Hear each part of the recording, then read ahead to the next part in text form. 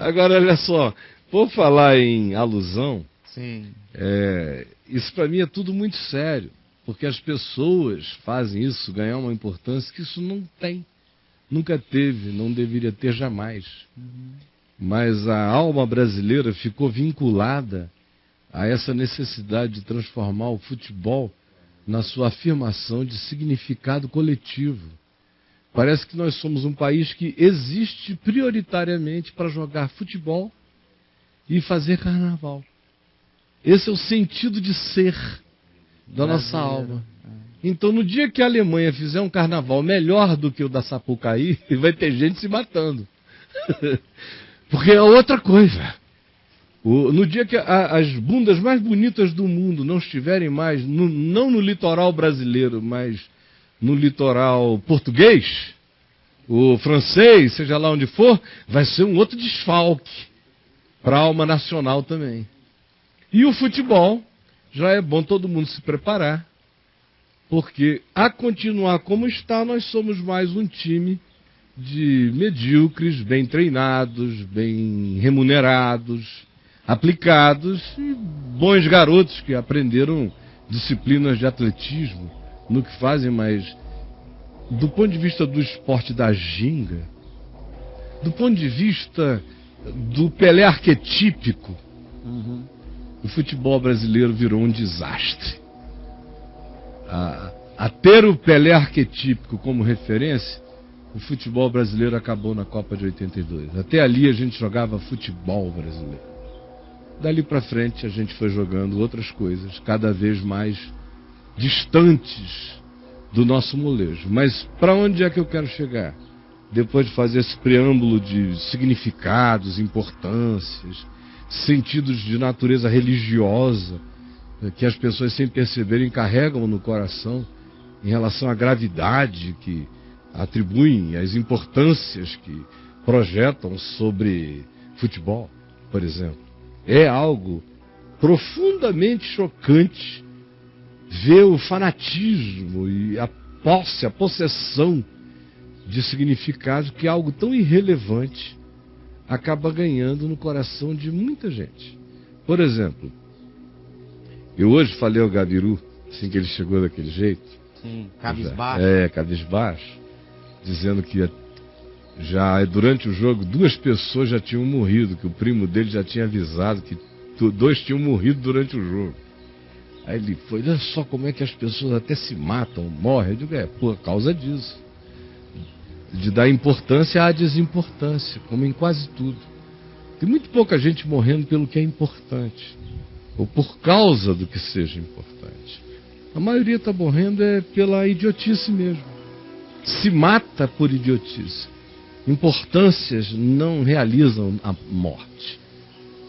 Idiotices é que realizam a morte o dia inteiro, o tempo todo. Pois bem, eu comecei a contar para ele que em 58 eu era um garoto de 3 anos e meio. Eu tenho uma memória muito boa da infância. Eu me lembro do meu primeiro castigo com 2 anos e pouco. Eu tenho memórias que às vezes meus pais não acreditavam quando eu as pensava lá de trás e colocava aqui diante deles. Então eu tenho perfeita memória de um menino no colo do pai, dos tios, aquela coisa de rádio e todo mundo ouvindo aquele rádio, os homens da casa gritando. 58.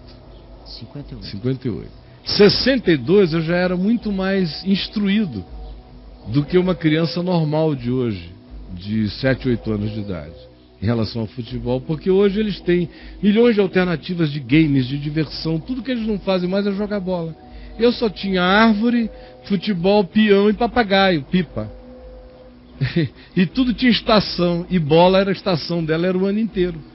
Então eu entendia, eu ia a campo, era levado pelos mais velhos, eu tinha time, eu torcia, eu sabia quem eu queria ser dentro de um campo. Em 62 eu botei a minha alma infantil. Por restrição de possibilidades. Tá dentro daquilo ali, vi e gozei as alegrias de um brasileirinho, de Pelé e Garrincha, Didi e companhia. 66, eu assisti vividamente aquela perda lá na Inglaterra. viu Pelé sair também machucado. Depois, o descrédito do futebol brasileiro entre 66 e 70, até a chegada do João Saldanha, que organizou as feras do Saldanha, reduziu a seleção de 66 jogadores que o Brasil na Copa de 66 levou 66 jogadores para a Inglaterra. Que isso, cara? De tanto jogador bom que a gente tinha. Não tinha como cortar. Não dava. Não dava. Nunca o futebol brasileiro foi tão rico, sem saber o que fazer com tanta coisa linda jogando bola. Levaram 66 e nunca foi tão desorganizado. Quem matou o Brasil foi a desorganização e a influência dos militares e da política, querendo determinar os times. Como fizeram em 70. Sempre os governos ditatoriais, semelhantemente ao atual, que também é ditatorial, num regime que usa a democracia para praticar sua ditadura. Está no semiaberto. No semiaberto, é um regime semiaberto. É um regime semiaberto. Então, pois bem, sempre os regimes militares, ou ditatoriais, ou governos de tendências, no mínimo, semiabertas, querem fazer essa manipulação do pão e circo, sempre. Isso aí aprenderam com os romanos e antes dos romanos, com quem já tinha vindo, com os faraós. Isso é histórico. Isso vem da idade da pedra. Come na minha mão que eu te agrado de outro modo. Pois bem, aí, em 70 nós fomos salvos pelo João Saldanha, que mandou os militares ficarem fora e disse aqui, o soberano sou eu, e fez aquele time que ninguém podia imaginar. Botou todo mundo dentro, nos 11.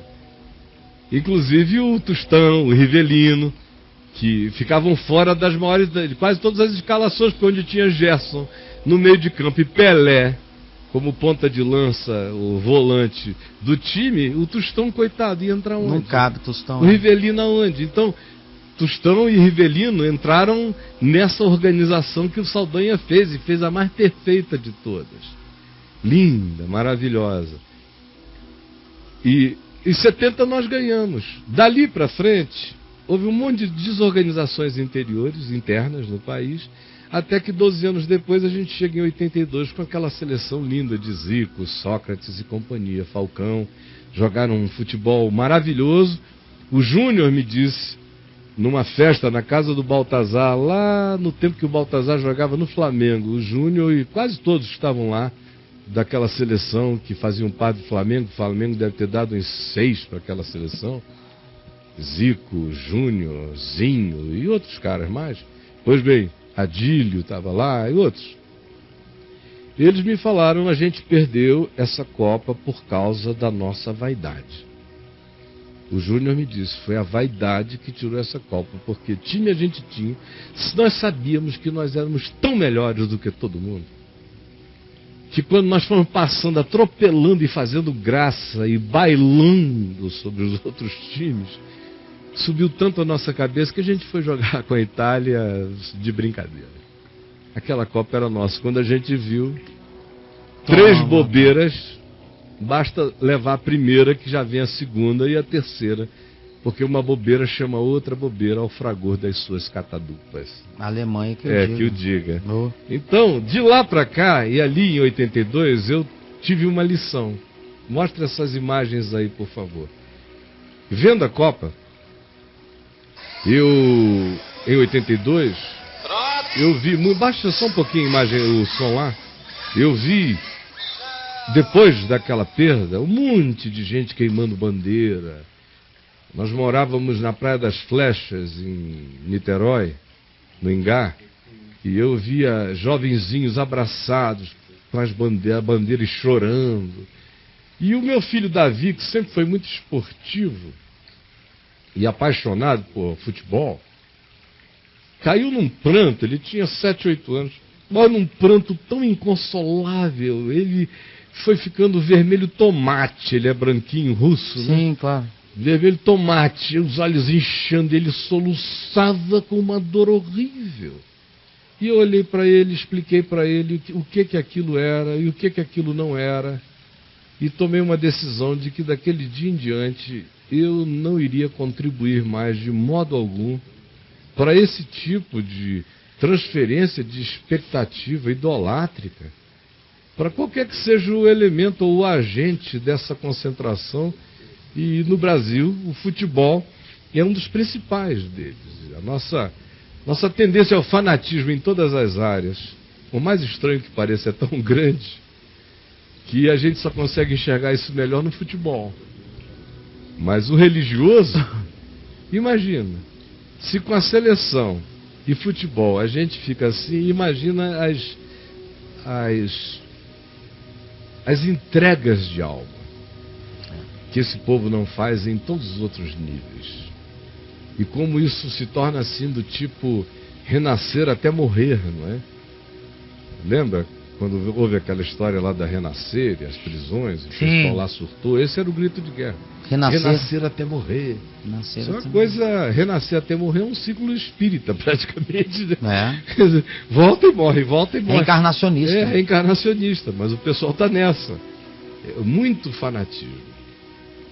Então, o que eu queria dizer a você é o óbvio. Eu estou sempre dizendo o óbvio. Mas nada, por mais que você pense que se trata de apenas esporte, nada no que a gente consiga e ponha toda a ênfase, toda a atenção, toda a intenção, toda a expectativa e até conecte a vida da gente ao significado da idiotice daquela vitória ou daquela derrota, apenas mostra e revela o quão apequenada esta nação é, quão pequena nossa mente é e como espiritual e psicologicamente nós somos pessoas destituídas de sentido mesmo.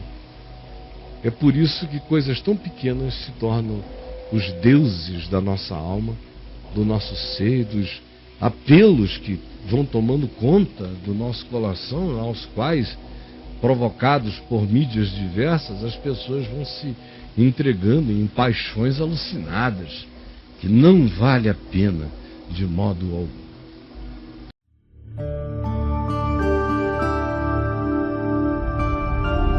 VNV TV, o canal é você.